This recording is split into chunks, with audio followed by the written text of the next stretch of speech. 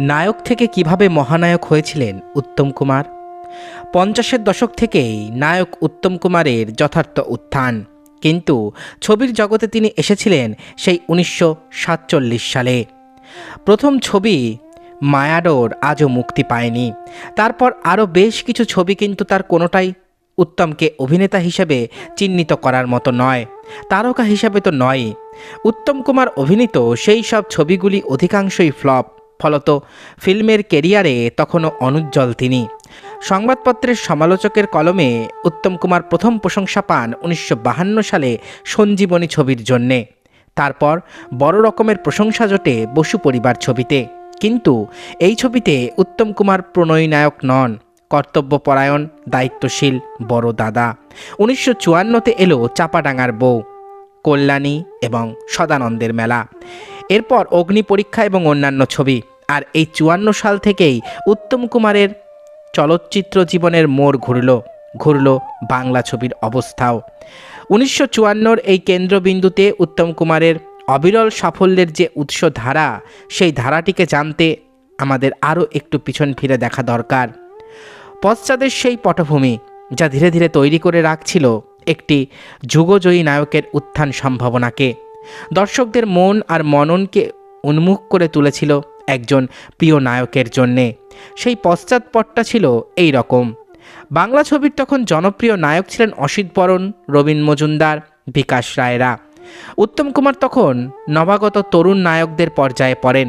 বাংলা ছবিতে ঠিক তখন থেকেই শুরু হয়েছিল ভাটার টান। হিন্দি ছবির গ্ল্যামার আর চমক আস্তে আস্তে গ্রাস করে নিচ্ছিল বাঙালির মনকে। হিন্দিতে তখন অশোক কুমার, রাজ কাপুর, দেবানন্দ, দিলীপ কুমারের মতন নায়করা এসে গেছেন। নার্গিস, সুরাইয়া, মধুবালা আর মীনা কুমারীর মতো নায়িকা। পাল্লাটা ক্রমেই ঝুঁকে পড়ছিল হিন্দি ছবির দিকে। ইতিহাসের মুখ চেয়ে এখানে একটি সত্য কথন খুব জরুরি হয়ে পড়ছে। 50-এর দশকের বাংলা ছবি গ্ল্যামারের প্রতিযোগিতায় হিন্দির কাছে নিশ্চিতভাবে হেরে যাচ্ছিল। পুরনো আসবাবপত্রের মতো তার গায়েও ছিল একটা জীর্ণতার অদৃশ্য গন্ধ। দর্শকদের ভালো লাগাকে মুগ্ধ করে নিয়ে যাবার ক্ষমতা তখনকার বাংলা ছবির ছিল না। ঠিক এই পটভূমিতেই এলো অগ্রদূতের ছবি অগ্নি পরীক্ষা। নায়ক উত্তম কুমার, নায়িকা সুচিত্রা সেন। প্রায় ম্যাজিকের মতোই ফল পাওয়া গেল এই ছবি থেকে। বাংলা ছবিতে যে ভাটার টান অনুভব করা যাচ্ছিল, সেই স্তিমিত জলে সহসা আবেগ সঞ্চার করল উত্তম সুচিত্রা জুটি। বাংলা ছবিতে এলো গ্ল্যামার, দর্শকের ভালো লাগার সঙ্গে যুক্ত হলো মুগ্ধতা। যে উত্তম কুমারকে আমরা জানি, সেই নায়কের জন্ম হলো এই অগ্নি পরীক্ষা ছবি থেকেই। নায়ক থেকে মহানায়ক শীর্ষ আসনটিতে উত্তম কুমারের সঠিক যাত্রা আরম্ভ হলো অগ্নি পরীক্ষা থেকেই।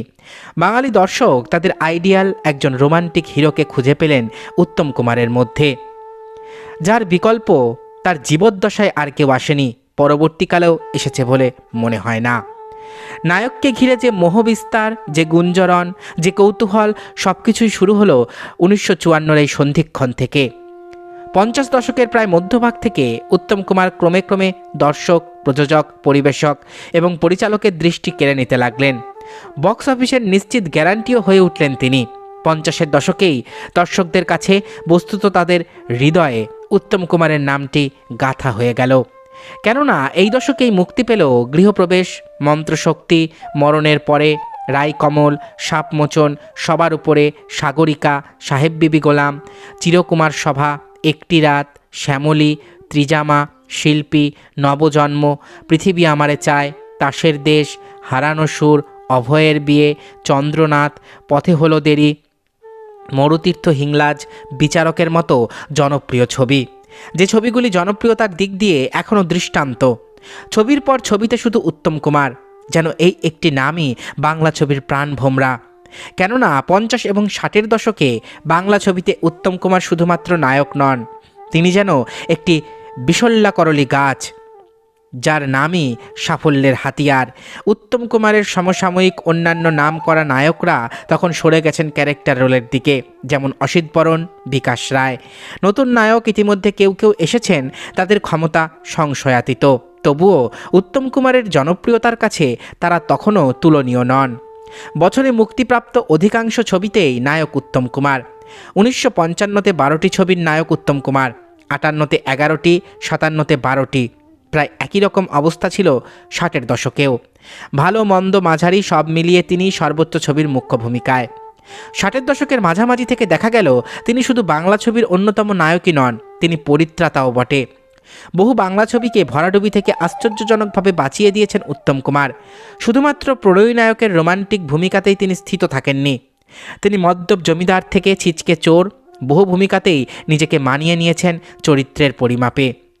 প্রণয়ী নায়ক সাজবার বয়সটা পেরিয়ে গেলেও দর্শকরা সানন্দে মেনে নিয়েছিলেন উত্তম কুমারকে। 60-এর দশক থেকেই অভিনেতা উত্তম কুমার তার ফ্যানদের আরাধ্য হয়ে উঠতে লাগলেন। চালু হয়ে গেল উত্তম কুমারের অনুকরণ। পর্দার উত্তম কুমার জড়িয়ে যেতে লাগলেন তার ফ্যানেদের প্রাত্যহিক জীবনেও।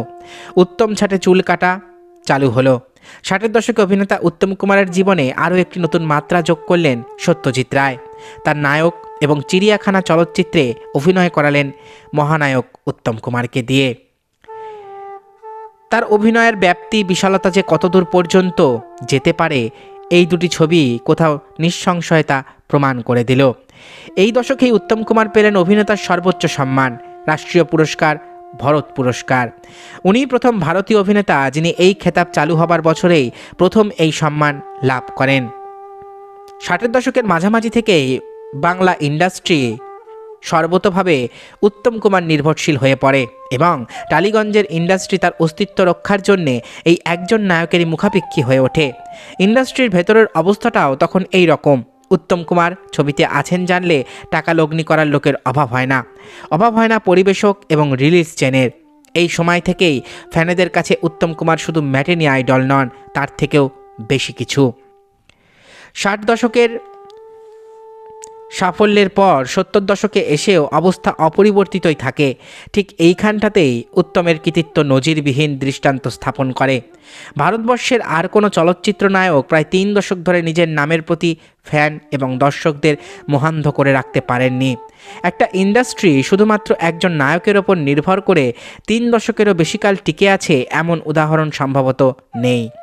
একটানা সাফল্যের জয়রথটা সাময়িকভাবে কখনো যে একটুও থমকে দাঁড়ায়নি এমনটা নয়, কিন্তু সে থামাটা পথের ওপর দাগ না ফেলতেই জয়রথ আবার নিজের গতি নিয়েছে। 60-এর দশকের শেষ ভাগ থেকে 70 দশকের প্রথম ভাগ পর্যন্ত বাংলা ছবির দর্শকদের মধ্যে উত্তম কুমারকে নিয়ে ঠিক কী ধরনের প্রতিক্রিয়া দেখা দিত তার কিছু উদাহরণ তুলে ধরছি।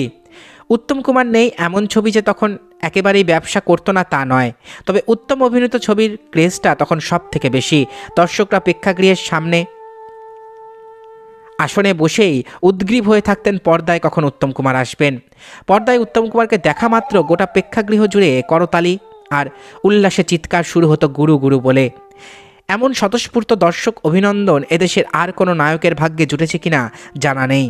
উত্তম কুমারের দৃশ্যে আনন্দিত হয়ে টাকা ছুড়ে দিত স্ক্রিন উদ্দেশ্য করে। অ্যাডভান্স বুকিংয়ে হাউসফুল হয়ে যেত উত্তম কুমারের ছবিগুলি। প্রসঙ্গত 70-এর গোড়ার দিকে জনৈক প্রচার সচিবের একটি মন্তব্য, উত্তম অভিনীত একটি ছবি তখন মুক্তি পেয়েছে। আমি জিজ্ঞেস করলাম ছবি কেমন? প্রচার সচিব বললেন ছবিতে কিছু নেই, স্রেফ উত্তম কুমার আছেন, তাতেই ফার্স্ট রানে টাকা উঠে আসবে, ছবি দিয়ে কী হবে মশাই, উত্তম কুমারই যথেষ্ট। 60-এর দশকের শেষ এবং 70-এর মাঝামাঝি পর্যন্ত এই ছিল টালিগঞ্জের অধিকাংশ চিত্র নির্মাতা এবং দর্শকের মানসিকতা। কার ছবি, কেমন ছবি, কে নায়িকা, কার গল্প কিছুই জানবার দরকার নেই। দর্শক শুধু জানতে চায় উত্তম কুমার আছেন কিনা। দর্শকের বিনোদন, পরিবেশকের আশ্বাস, প্রযোজকদের ভরসা তখন শুধু একটি নামকে, একটি মানুষকে নিয়ে।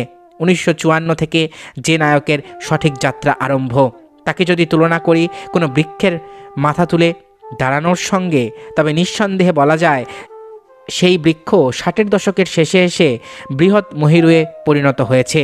সেদিনের নায়ক তাই আজকের মহানায়কে উত্তীর্ণ।